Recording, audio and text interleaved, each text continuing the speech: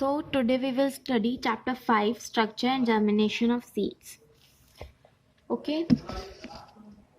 Hey guys, hello and welcome to Anshini Solutions. I am Anshika and today I'm going to teach you SSC Biology class 9th chapter 5, structure and germination of seeds. Okay. तो अब हम chapter start करते हैं. सबसे पहले हमारा what is a seed. Seed क्या होता है?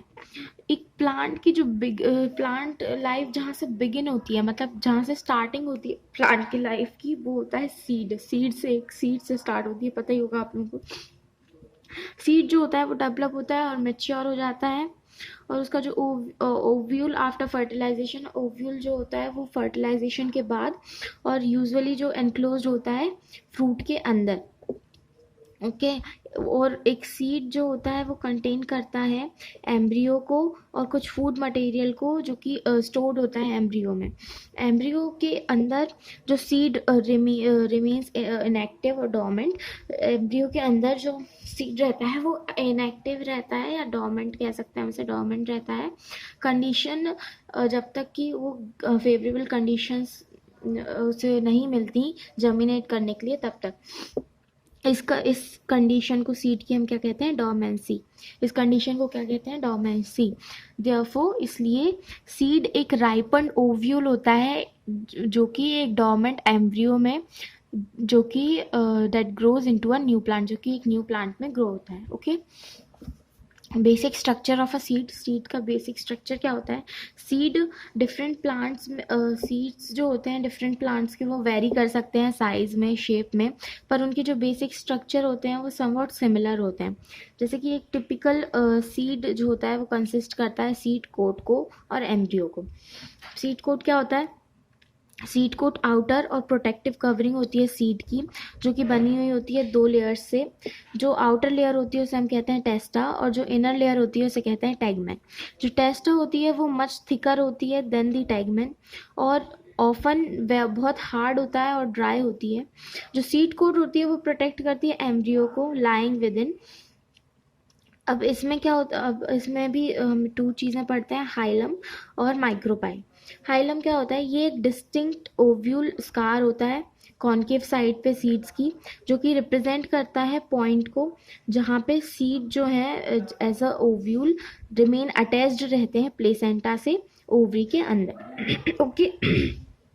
एलम क्या होता है? एक डिस्टिंक्ट ओव्यूल स्कार होता है कॉन्केव साइड पे सीड की, जो कि रिप्रेजेंट करता है पॉइंट को जहाँ से सीड ओव्यूल से अटैच्ड रहता है प्लेसेंटा में इन दी ओवरी.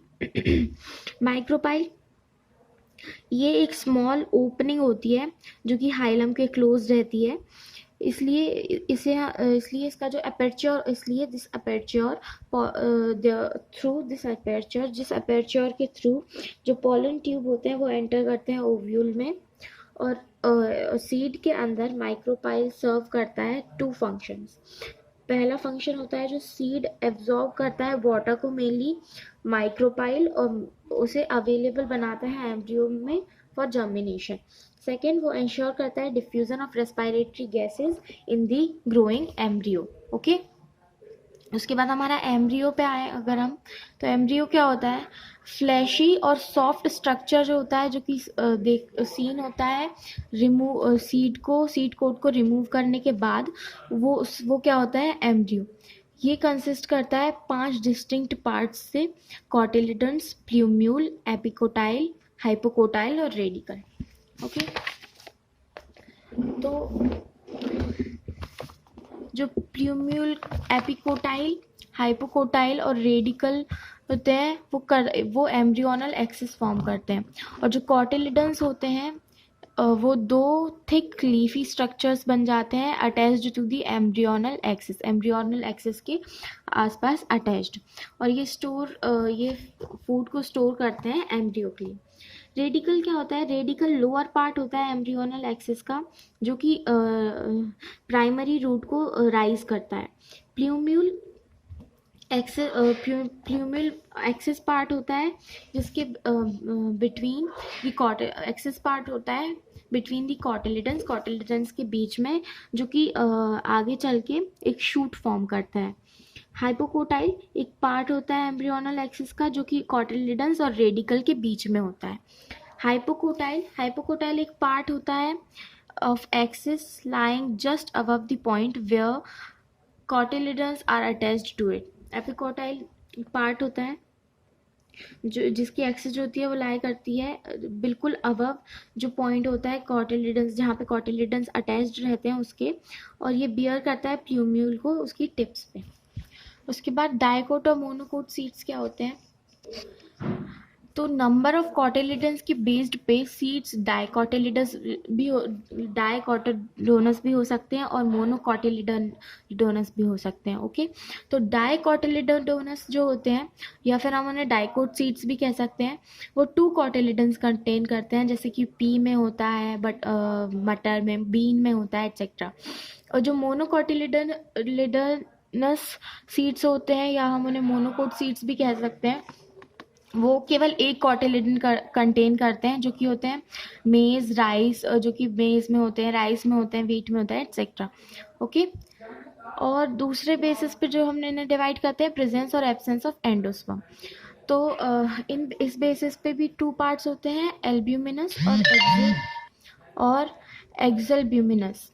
ओके, तो एल्ब्यूमिनस जो होता है और एंडोस्पर्मिक सीड, ये जो होता है थिन होता है और पेपरी कॉटिलिडन्स होते हैं इसके, जो कि फूड को स्टोर करते हैं एंडोस्पर्म में, जिसके एग्जांपल्स होते हैं कैस्टर, पॉपी, कस्टर्ड एप्पल। ये सब जो होते हैं ये डाइकोट सीड्स, एल्ब्यूमिनस होते हैं dicot seeds, while cereals, rice, wheat, palm and millets, ये सब जो होते हैं एल्ब्यूमिनस मोनोकोट सीड होते हैं, जिन्हें हम क्या क्या कहते हैं, एंडोस्पर्मिक सीड्स। और दूसरे होते हैं एक्सल्बिमस, जिन्हें हम क्या भी कह सकते हैं, नॉन एंडोस्पर्मिक सीड्स, जो कि फ्लैशी कॉटिलिडन्स होते हैं और एज दे स्टोर फूड, क्योंकि ये फूड को स्टोर करते हैं, जिनके एग्जांपल्स क्या होते हैं, ग्राम, पी, मैंगो और मस्टर्ड। ये सब जो होते हैं ये सब जो होते हैं नॉन एंडोस्पर्मिक सीड्स होते हैं। उसके बाद स्ट्रक्चर ऑफ बीन सीड का स्ट्रक्चर क्या होता है, जो कि क्या है, एक डाइकोट सीड है। बीन सीड जो होता है किडनी शेप्ड होता है और कवर्ड होता है एक हार्ड सीड कोट से, जिसके थ्रू जो उनकी जो different kinds of beans such as French bean, lime bean, broad bean etcetera, ये जो होती है जनरल स्ट्रक्चर होते हैं उनके देयर सीड्स के in the same. Okay, seed coat जो होती है वो कंसिस्ट करती है 2 लेयर्स से, टेस्टा जो कि आउटर हार्ड ब्राउनिश कवरिंग होती है, और दूसरी होती है टैगमेन जो कि इनर थिन और पेल येलो कवरिंग होती है। सीड कोट जो होती है वो प्रोटेक्ट करती है इनर ऑफ द सीड को from injury and infection. Okay, उसके बाद हाइलम जो हम पढ़ चुके हैं, हाइलम क्या होता था, hilum is a whitish scar on the concave side. Hilum whitish scar होता है कॉन्केव साइड पे सीड की, जो कि पॉइंट करता है वेयर, जहाँ पे ओव्यूल अटैच्ड रहता है ओवरी से through placenta. Okay, close to the hilum is present a minute pore. Hilum के क्लोज एक माइनेट छोटा सा पोर प्रेजेंट होता है, जिसे हम क्या कहते हैं, micropyle. It is the opening through which pollen tube enters the ovule. ये क्या होती है, एक ओपनिंग होती है जहाँ से पॉलन ट्यूब एंटर करता है ओव्यूल में और सर्व करता है एज 2 पर्पसेस। जब वो वाटर सोक करता है तो सीड्स एब्जॉर्ब करते हैं वाटर को थ्रू इट, जब वो सोक करता है वाटर को और सीड एब्जॉर्व करते हैं वाटर को उसके थ्रू और उसको अवेलेबल करते हैं to the embryo for germination, और अलाउ करता है डिफ्यूजन को रेस्पिरेटरी गैसेस में फॉर ग्रोइंग एम्ब्रियो। अब सीड कोट्स के जो नीचे होता है वो 2 फ्लैशी कॉटिलिडन्स होते हैं जो कि कंटेन करते हैं food for embryo. On carefully जो ओपनिंग होती है वहाँ पे जो 2 फ्लैशी कॉटिलिडन्स होते हैं, एक टाइनी एम्ब्रियो होता है, सीन होता है जो कि अटैच्ड होता है कॉटिलिडन से। वो जो एम्ब्रियो कंसिस्ट ऑफ 2 पार्ट्स, वो जो एम्ब्रियो होता है वो 2 पार्ट्स कंसिस्ट करता है द रेडिकल और द प्यूमिल। जर्मिनेशन पे जो रेडिकल होता है वो रूट फॉर्म करता है और प्लूम्यूल जो होता है वो शूट फॉर्म करता है, और जो प्लूम्यूल होता है वो कंसिस्ट करता है एक शॉर्ट स्टेम को with a pair of tiny leaves के साथ, और ग्रो करता है ग्रोइंग पॉइंट बिटवीन देम, और ग्रोइंग पॉइंट होता है उनके बीच में। स्ट्रक्चर ऑफ मेज ग्रेन का स्ट्रक्चर जो कि एक मोनोकोट सीड है। Maize grain is a one seeded dry fruit. Maize grain एक वन सीडेड ड्राई फ्रूट होता है जो कि seed where the seed coat is fused with the pericarp, जहाँ पे जो सीड कोट होती है वो फ्यूज्ड होती है पेरिकार्प के साथ में, जो कि that is wall of the fruit. Okay, maize grain जो होता है वो येलोइश होता है कलर में। एक साइड से of the grain is a small opaque and whitish area in which embryo lies embedded. Okay, maize grain जो consist करता है दो unequal portions को divided by a thin layer, जो कि डिवाइड होती हैं थिन लेयर से, जिन्हें हम क्या कहते हैं, एपिथेलियम। जो बिगर पोर्शन होता है उसे हम कहते हैं एंडोस्पर्म, जो कि लाई करता है टुवर्ड्स द ब्रॉडर साइड, और जो कि स्टोर करता है फूड को इन फॉर्म ऑफ स्टार्च। और जो आउटर लेयर होती है वो कंटेन करती है ओनली प्रोटीन, और इसे हम क्या कहते हैं, aileron layer. On the other side जो एंडोस्पर्म पॉइंटेड होता है टुवर्ड्स एंड, वो लाई करता है on an opaque body called the embryo. Okay, understood. जो the embryo consists of one large and shield shaped cotyledons। जो embryo होता है वो consist करता है एक large और shield shaped cotyledons को, plumule को और radicle को। cotyledon जो होते हैं is also called scutellum। cotyledons को हम और भी क्या कह सकते हैं, scutellum सॉरी। प्ल्यूम्यूल जो है वो लाई करता है अपर एंड पे, और जो रेडिकल है वो लोअर एंड पे। दोनों रेडिकल और प्ल्यूम्यूल जो होते हैं वो एनक्लोज्ड होते हैं इन अ शीट। जो शीट कवरिंग होती है, जो प्ल्यूम्यूल होता है उसे हम कहते हैं कोलियोप्टाइड, और जो एक कवरिंग होती है रेडिकल की उसे हम क्या कहते हैं, कोलियोरिजा। अब हमें डिफरेंस दिया हुआ है डाइकोट सीट, मोनोकोट सीट, एक एक एग्जाम्पल के बारे में पूरा एक्सप्लेन किया है, रिवीजन हो जाएगा। चेक पॉइंट है, सॉल्व है, एक्सप्लेनेशन से ही पूछा गया है, you can try to solve, नहीं आता है तो you can see here. Germination, seed germination.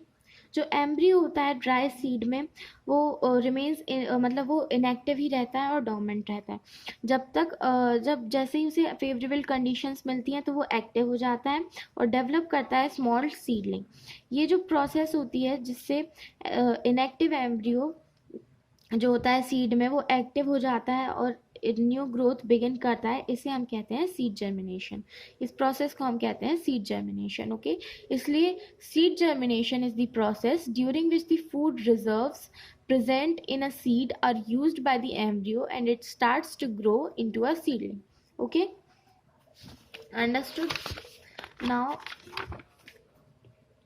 एक fleshy formed seed होता है, normally does not germinate even if the conditions for germination are favorable.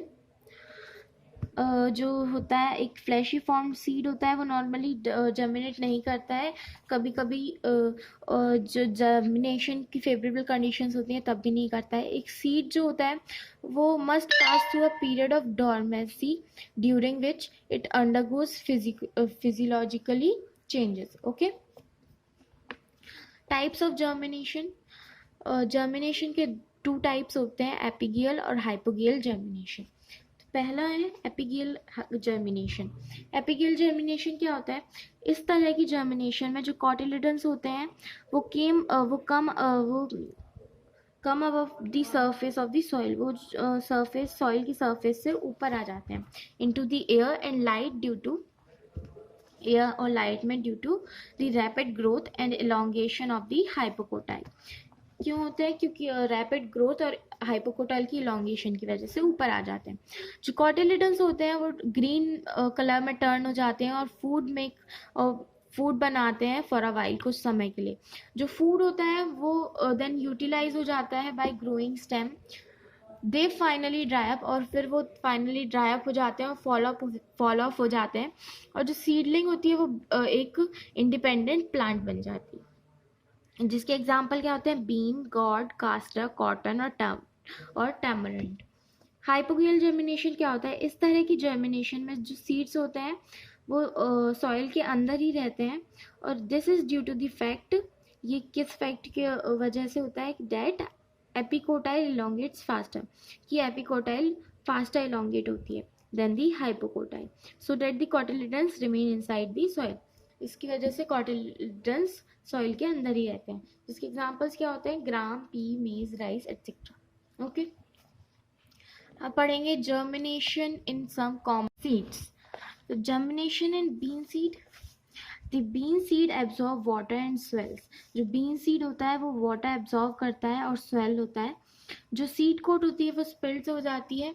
जो रेडिकल होता है वो डाउनवर्ड ग्रो करता है फॉर्म अ टैप रूट, जो कि एक टैप रूट फॉर्म करता है। जो हाइपोकोटाइल होता है वो ग्रो करता है एंड और फॉर्म करता है एक लूप को। ये जो होते हैं ये स्टेटन्स करते हैं टू ब्रिंग, ये जो है ये स्टेटन्स करते हैं to bring cotyledons above the ground, cotyledons को ग्राउंड के ऊपर लाने के लिए।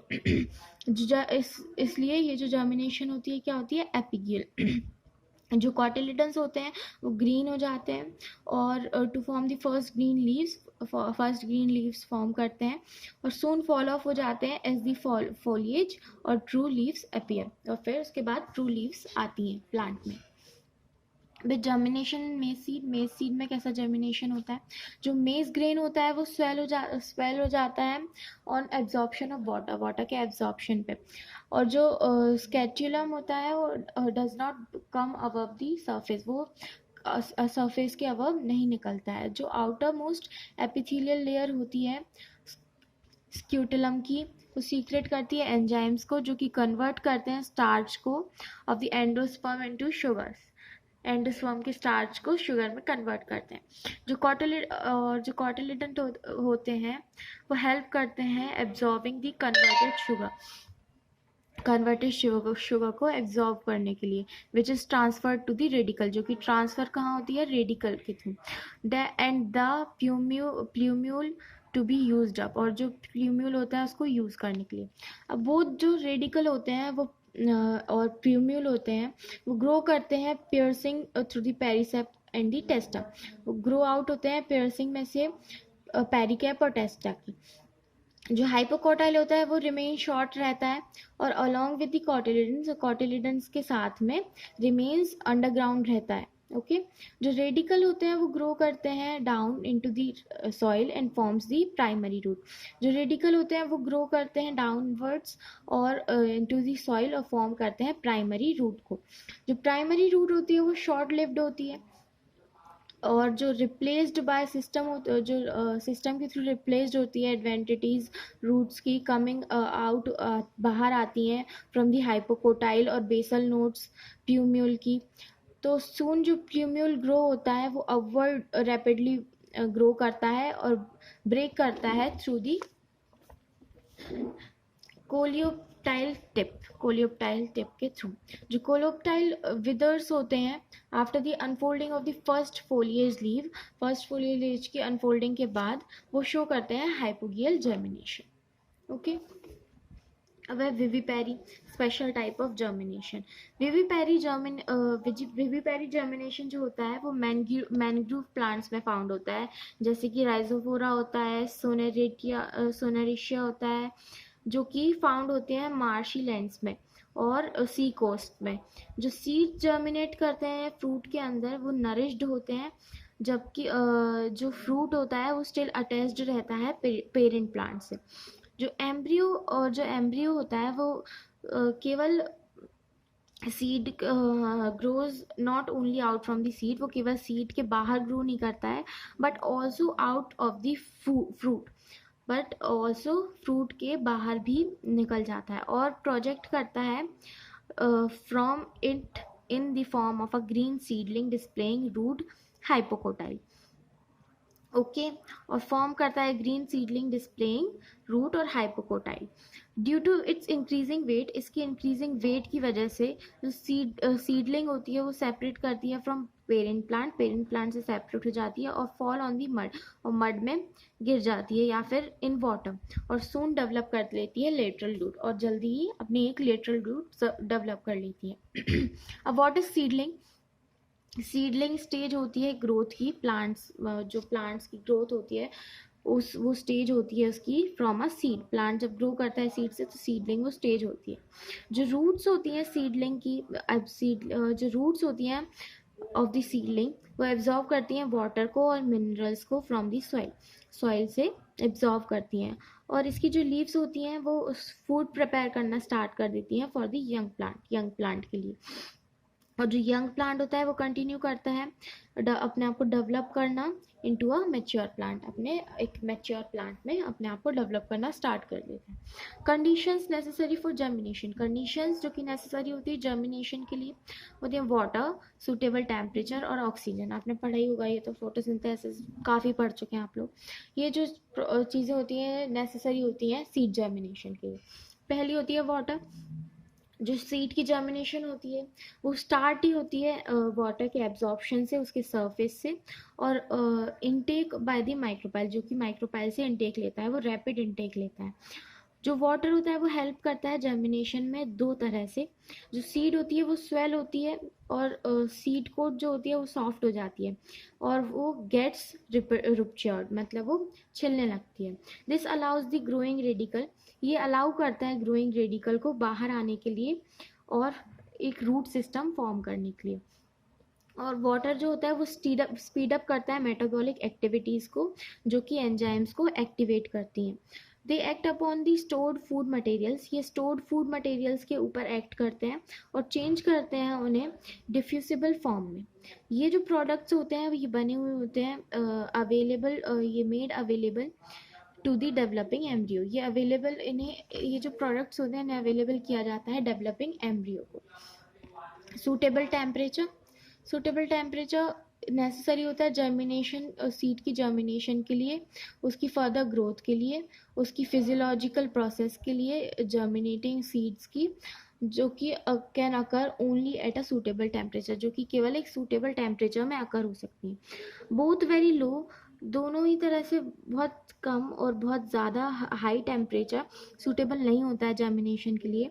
वेरी लो टेम्परेचर जो होता है वो इनहिबिट्स करता है एंजाइम्स को एक्शन और ग्रोथ ऑफ एम्ब्रियो के लिए, और रिलेटिवली हाई टेम्परेचर डिस्ट्रॉयज दी, और इसी तरह से जो हाई टेम्परेचर होता है वो डिस्ट्रॉय कर देता है एंजाइम्स को।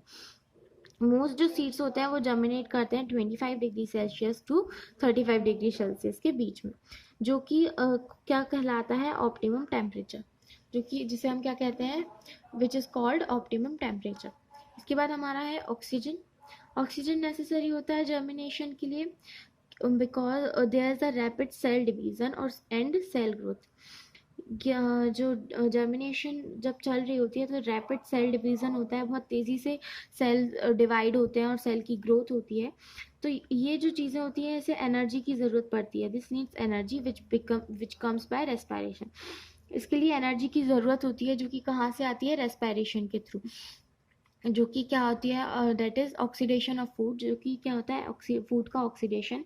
Hence more oxygen is needed during germination, इसलिए ज़्यादा ऑक्सीजन नीड होता है ड्यूरिंग जर्मिनेशन। इसके बाद हमारी एक्टिविटीज़ दी हुई हैं, बहुत ईजी है, यू कैन रीड और आप लोग इनको ईजिली अंडरस्टूड कर सकते हो बेस्ड ऑन जो पीछे की चीज़ें हैं उन्हीं पे बेस्ड हैं ये सारी एक्टिविटीज़। इसके बाद हमारे आते हैं चेक पॉइंट सेकेंड, ये भी आप लोग खुद से सॉल्व कर सकते हो अभी तक के एक्सप्लेनेशन देख के। इसके बाद अगर आपको कोई भी क्वेश्चन ना आए तो you can see here for solution. अब रिव्यू क्वेश्चंस जो है इसके, ये हम आपको नेक्स्ट वीडियो में पढ़ाएंगे। ओके, तब तक के लिए वीडियो अच्छी लगी हो तो लाइक ज़रूर कर देना। आगे की वीडियो देखने के लिए और चैनल का एक्सप्लेनेशन अच्छा लगा हो तो please please please please please channel को सब्सक्राइब ज़रूर कर देना। ओके, तब तक के लिए have a nice day, have a nice night, bye bye.